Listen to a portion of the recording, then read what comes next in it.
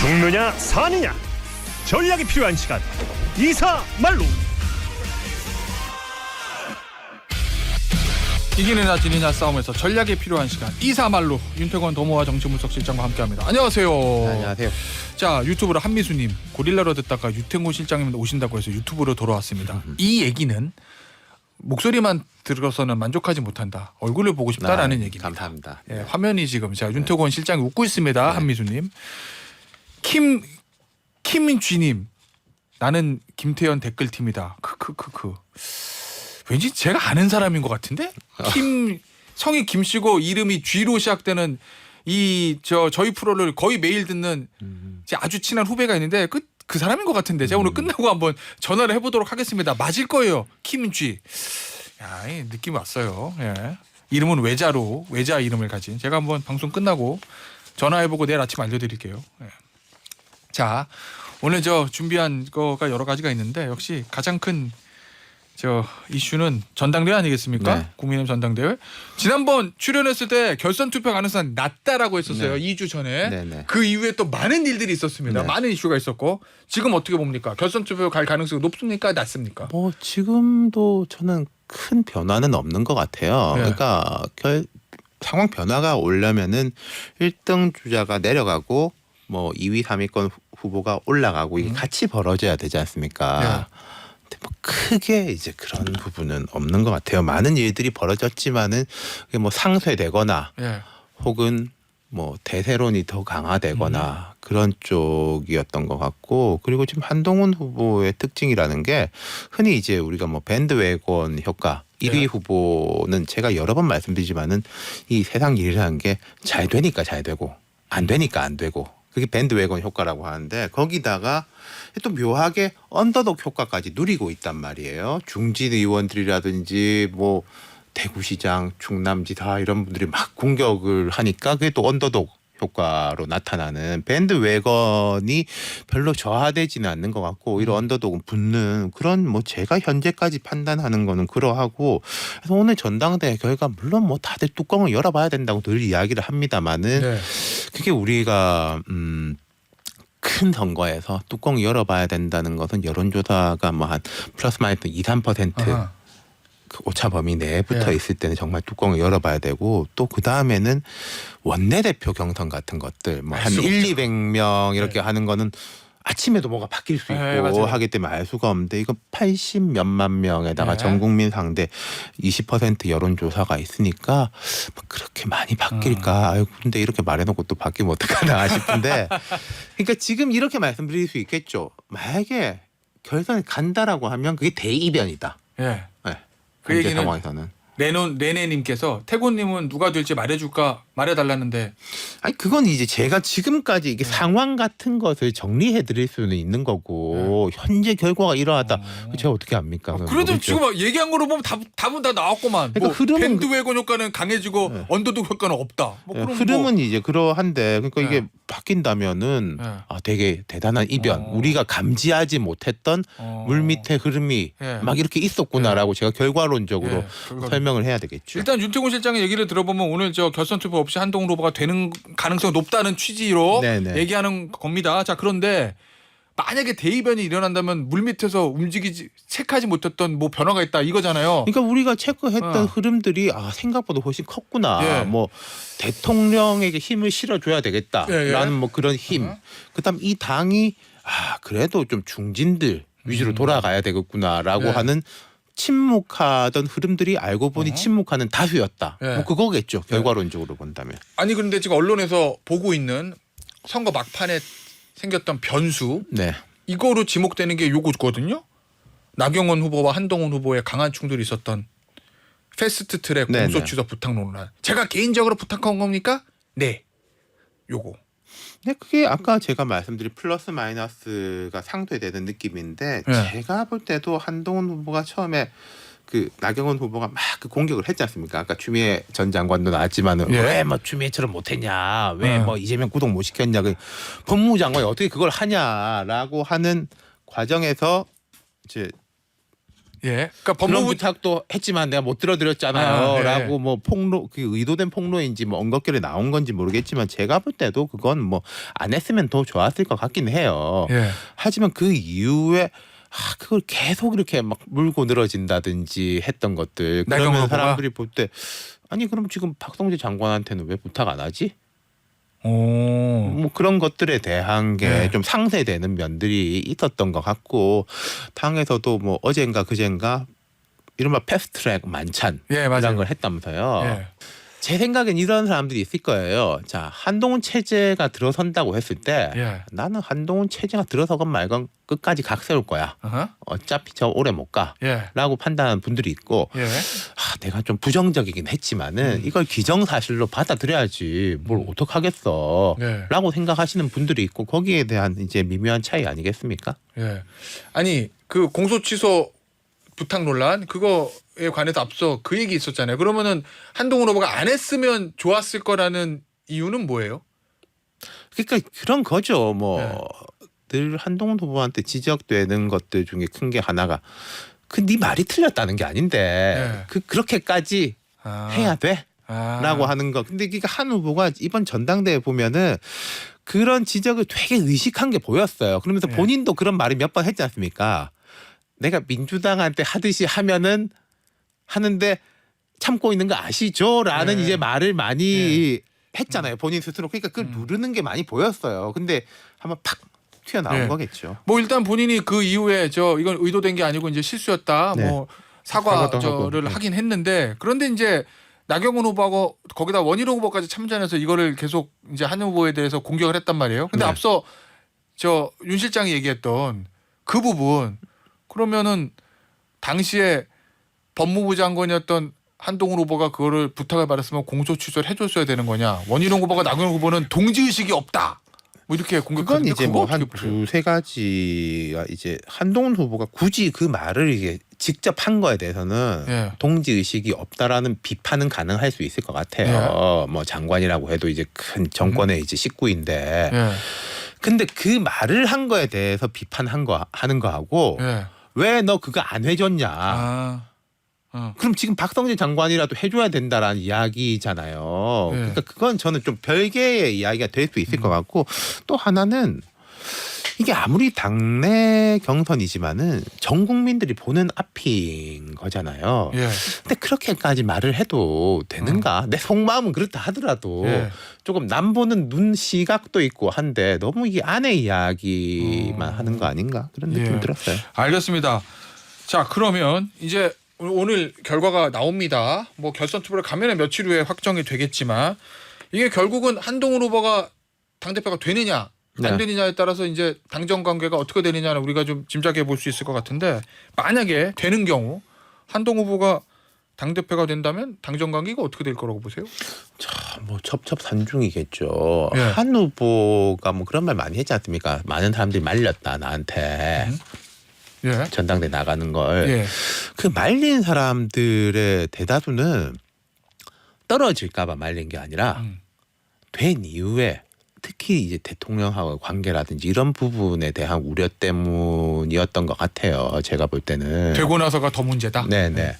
근데 이제 되고 나서 이제 과제가 한동훈의 과제이냐 용산의 과제이냐 저는 용산이 더 크다고 봐요. 왜냐하면은 예. 한동훈 후보는 대략 예측 가능해요. 예. 어떻게 할지 지금까지 뭐 말해놓은 게 있지 않습니까? 예. 그리고 내가 이제 뭐 우리가 대통령 화합도 잘 할 건데 근데 민심이 제일 중요하고 이기는 당을 만들어야 되고 다음 정권 재창출을 못하면 그게 제일 큰 배신이다라는 기조로 예. 움직일 걸로 보이죠. 건전한 당정 관계 얘기하고. 예, 예.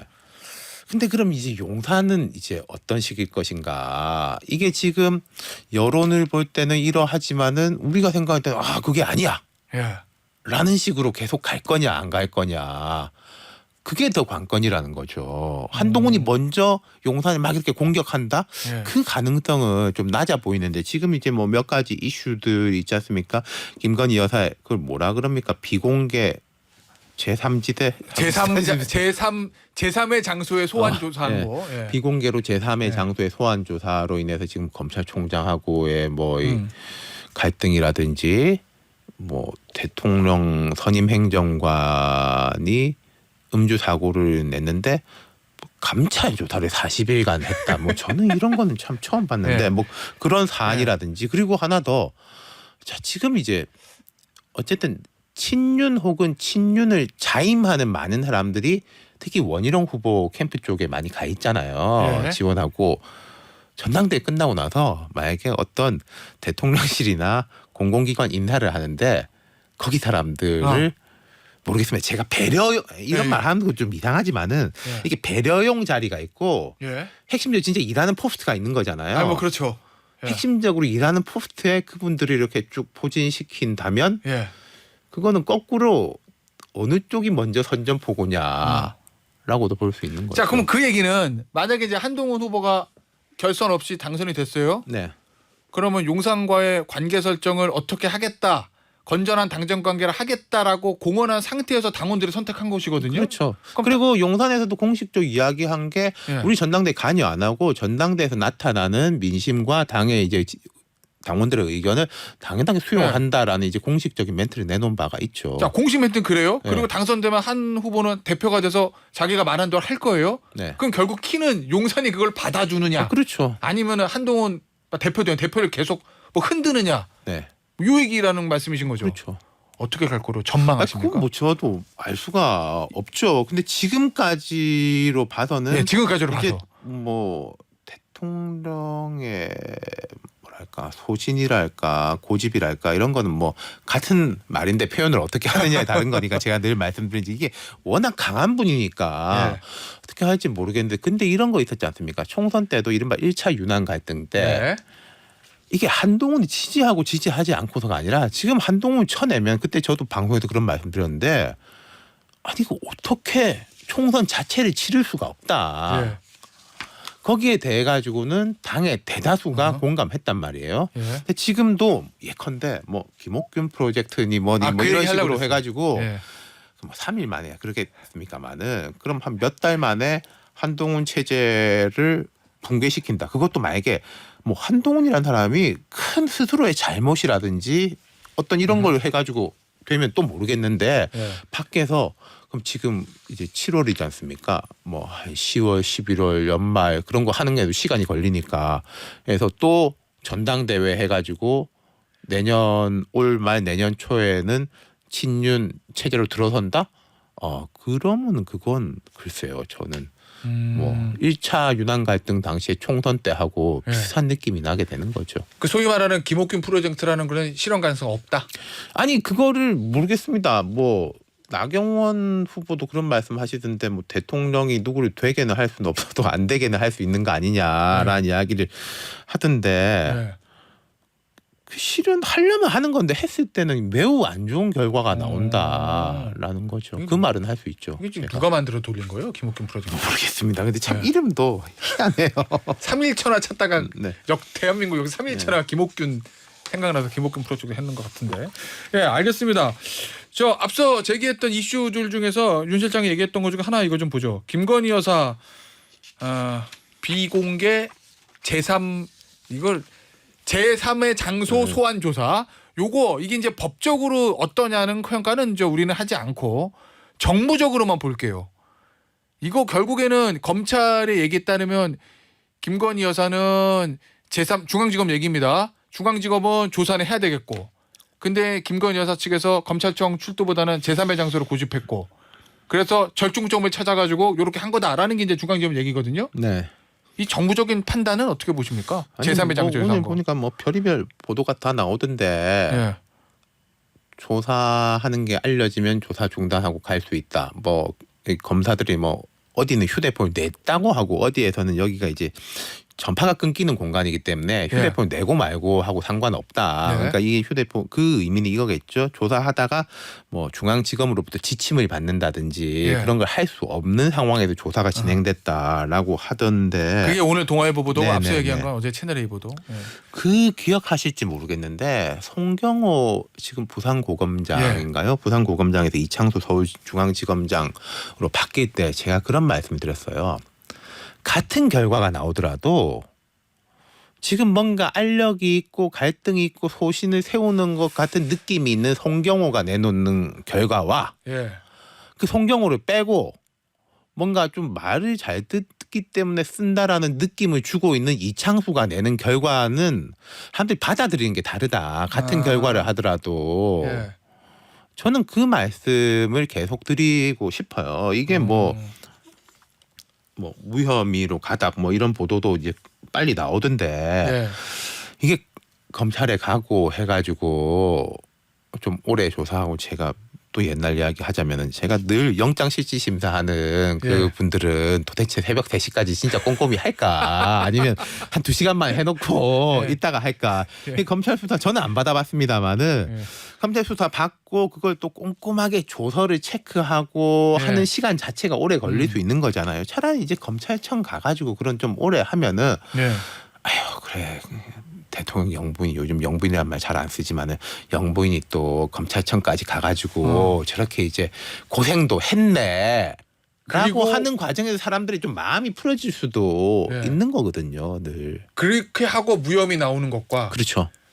저 경호처 보안청 관리하는 보안청사에 가서 총장 패싱한 상태에서 조사받고 무혐의 나온 것과는 다르다. 그렇죠. 근데 그 판단을 용산 대통령실이나 김건희 여사 측에서도 하지 않았을까요? 근데 왜? 그러니까 선택을- 저는 뭐 잘 모르겠어요. 그러니까 저하고 이제 생각이 다른 거니까 생각이 다른 거 자체에 대해서는 뭐 예. 그거는 옳고 그름이 아닌데 저 같은 사람이 볼 때는 그게 별로 좋은 영향을 미치진 않을 건데 그러니까 이런 거여야 되겠죠. 전략적 목표가 무엇일 거냐. 아 전략적 목표. 예. 그럼 뭐 지금 뭐 한동훈 같은 사람은 이제 우리 정권 재창출이 전략적 제일 큰 목표다라고 해서 그럼 이제 거꾸로 역순해서 들어오면 그래서 지지율도 올려야 되고 뭐 이렇게 해야 되고 당정관계 만들어야 되고 예. 라는 게 되지 않습니까? 예. 그럼 대통령실의 전략적 목표는 무엇일 거냐?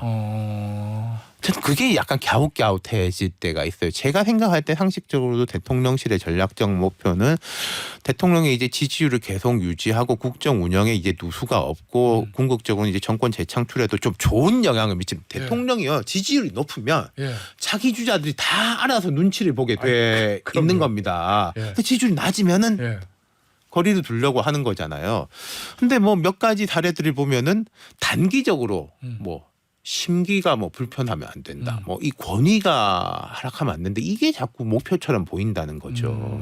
알겠습니다. 앞서 김용태 의원도 몇몇 용산 대통령실 관계자가 심기 경호에 주력하는 거 아니냐 뭐 그렇게 얘기는 했다는 점을 말씀을 드리면서 민주당 얘기 좀 해보죠. 지금 민재병 후보가 중간 개표 결과 누적 득표율 90% 이상 이건 뭐 그냥 되는 것 같은데 네. 어제 제가 우상호 전 의원하고 인터뷰했는데 이 수치가 민주당이나 이재명 후보에게 본인에게도 바람직하지 않다. 뭐 이렇게 얘기했어요. 어제 우상호 전 네, 의원이. 네. 이재명 대표 지금 상황에서 뭘 고민해야 된다고 보십니까? 두 가지가 있는데요. 이제 네. 이재명 후보의 득표율에 이재명 문제가 후보. 있고 예. 뭐 세 가지가 있구나. 그리고 지금 투표율. 당원들의 투표율의 부분이 있고 예. 세 번째는 이제 최고위원 라인업 형성되는 게 있는 게 예. 제가 이제 늘 우리 방송 끝나고 스토브리그를 해가지고 스토브리그에서 이제 불만이 많은데 뭐 이번 주 같은 경우에는 어제 오후에 사전 녹화를 했습니다. 그 김두관 후보하고 예. 아 그래요? 예. 김두관 후보도 답답함을 느끼면서 이제 부산 경남 울산이 남아 있기 때문에 이 다음번이 예. 거기서부터는 좀 바뀌지 않겠냐 또 자기 이제 그 예. 본거지지 예. 않습니까? 어제 뭐, 우상호 전 의원도 그렇게 얘기하긴 뭐 그런 했습니다. 이야기를 하던데 이재명 후보 입장에서 조금 그게 필요하고 예. 너무 주목도가 낮아요. 그런데 앞서서 추미애 전 장관 말씀하시지만 아니 당원들이 다 좋아해가지고 하는데 어쩌란 말이냐. 전 100% 공감해요. 인위적으로 뭐 낮출 수도 없고. 그건 근데 사실 그렇죠. 투표율이 좀 높아져야 될 필요는 있을 거예요.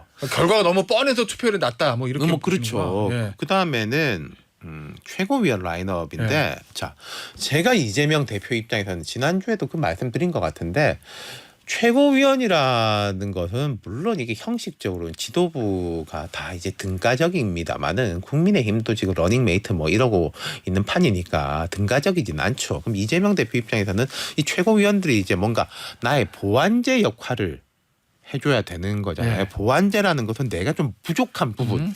그럼 이재명 대표가 부족한 부분은 뭘까요? 약간 안정감? 예. 뭐 정책적인 뭐 외교 안보 부분이라든지 뭐 이런 전문성이라든지 이런 쪽 아니겠어요? 예. 근데 지금 이제 1등을 달리고 있는 분이 정봉주 최고위원인데 제가 뭐 장점도 많으니까 1등을 하겠지만은 뭐 또 약점도 있지 않습니까? 바로 네. 지난 총선에서 공천이 마지막에 네, 취소됐어요. 그것도 이제 개인의 문제 때문에 공천이 취소된 사람이잖아요. 네. 그리고 정청래 그 아직 최고위원이죠. 정청래 최고위원의 자리를 말하자면은 이게 채우게 되는 거잖아요. 근데 너무 약간 비슷한 느낌, 피로도를 높일 수 있는 게 아닐까. 그리고 정봉주 후보 같은 경우에는 만약에 이제 1등으로 최고위원이 된다면 나를 그 지지해 준 분들한테 보답해야 될 거 아닙니까? 강하게 갈 수밖에 더 없다. 세게 막 그게 이제 당이 이제 좀 약할 때는 더 세게 이제 선봉장도 필요한데 선봉장 할 분들은 정말 참 100명 이상 있는데 이 당에 네. 그래서 그런지 이제 이재명 후보가 네. 김민석 후보하고 같이 유튜브도 네, 하면서 맞아요. 네. 왜 이렇게 표가 안 나오는지 내가 이유를 모르겠네요. 김민석 후보는 구력도 많고 네, 정치 오래 했죠. 이 추미애 전 장관하고 이렇게 네. 같이 시작한 동기 네. 정치 동기 20세기의 정치 네. 시작한 분이고 뭐 DJ 때부터의 정치 이런 경력 뭐 제일 오래 상징성이 있으니까 이재명 대표 입장에서는 아마도 김민석 그 의원을 수석 최고위원. 러닝메이트로 삼고 싶어 하는 느낌이 있고 그건 제가 볼 때도 인지상정이다 그런 느낌이 있어요. 알겠습니다. 아니, 최근에 보니까 어떤 기사에서 이재명 후보가 정봉주 후보 1등하는 걸 난감해하는 눈치다 이런 기사 있었던데 난감해야 되는 상황은 맞는 거예요? 그러니까 앞으로 이런 거예요. 자, 네. 뭐 강성 지지층, 개딸 뭐 이런 분들이 그러니까 이제 지지자들은 늘 이제 주체성을 지니고 그 역동성을 가집니다만 어느 당이나 마찬가지인데 이게 그 리더가 생각할 때 이게 내가 생각한 방향이 이게 아닌데 하는 경우들이 생긴단 말이에요. 끝났어요. 윤태곤 실장이었습니다. 감사합니다.